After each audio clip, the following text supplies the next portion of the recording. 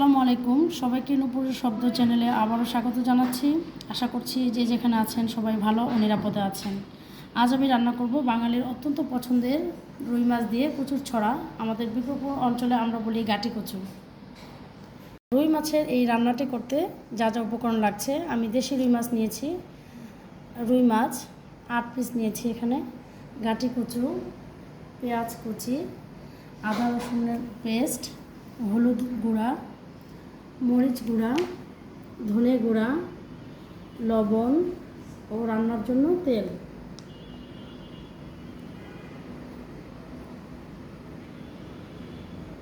মাছ ভাজার জন্য আমি আগে থেকেই হলুদ ও লবণ দিয়ে রুই মাছ ম্যারিনেট করে নিয়েছি।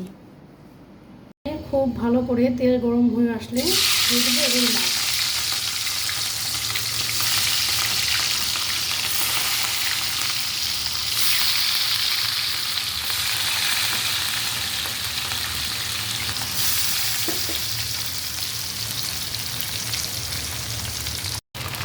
মাছ খুব ভালো করে ভেজে নিয়েছি, এবার চুলা থেকে মাছ নামিয়ে নেব। এবার আমি সেম তেলে পেঁয়াজ কুচি দিয়ে হালকা করে ভেজে নেব। এবার একে একে সব মশলা দিয়ে দেবো। আদা বাটা,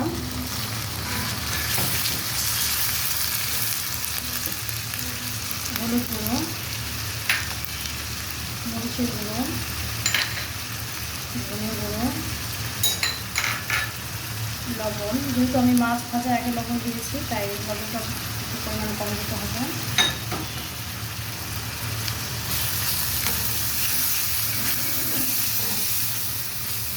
মশলা হালকা ভেজে মশলা যেন পুড়ে না যায় এই জন্য আমি একটু পানি দেবো।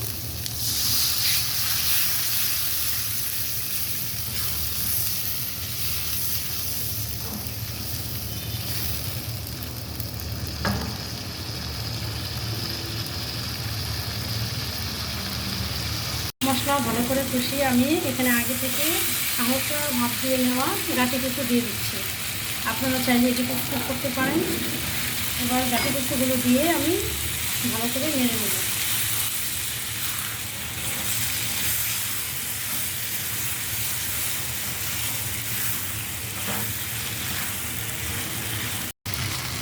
এবার গাটি কচুরও কষানো হয়ে গেলে আমি পরিমাণ মতো পানি দেবো। যেহেতু এটা একটা ঝোল ঝোল তরকারি তাই আমি একটু পরিমাণে বেশি পানি দিয়েছি। যতক্ষণ পর্যন্ত সিদ্ধ হয় এটা আমি এখন ঢাকনা দিয়ে এটা আমি ঢেকে দেবো।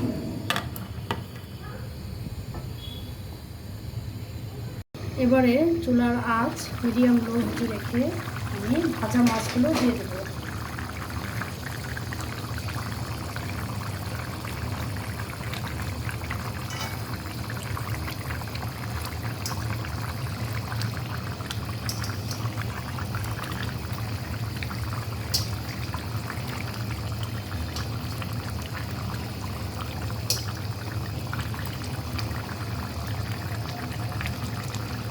মাছ ভাজা দেওয়া হয়ে গেলে এখানে আমি দিয়ে দেবো কাঁচামরিচ।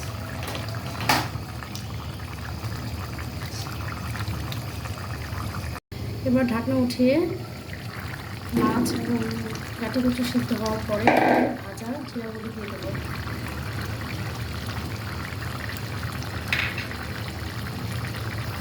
হালকা হাতে নেড়ে দেবো, যেহেতু গাটি কচু অনেক নরম, মাছ অনেক ভাজা, ওই জন্য অল্প করে নেড়ে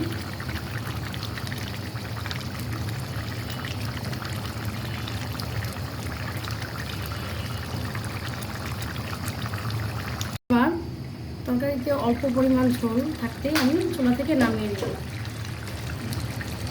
গরম ভাতের সাথে খাওয়ার জন্য তৈরি হয়ে গেল মজাদার দেশি রুই মাছের গাটি কচু দিয়ে তরকারি।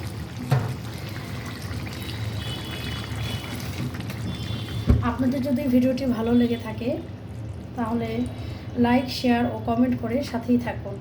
আর নতুন নতুন দেশি বিদেশি রেসিপি পেতে চাইলে চ্যানেলটি সাবস্ক্রাইব করে রাখুন। ধন্যবাদ।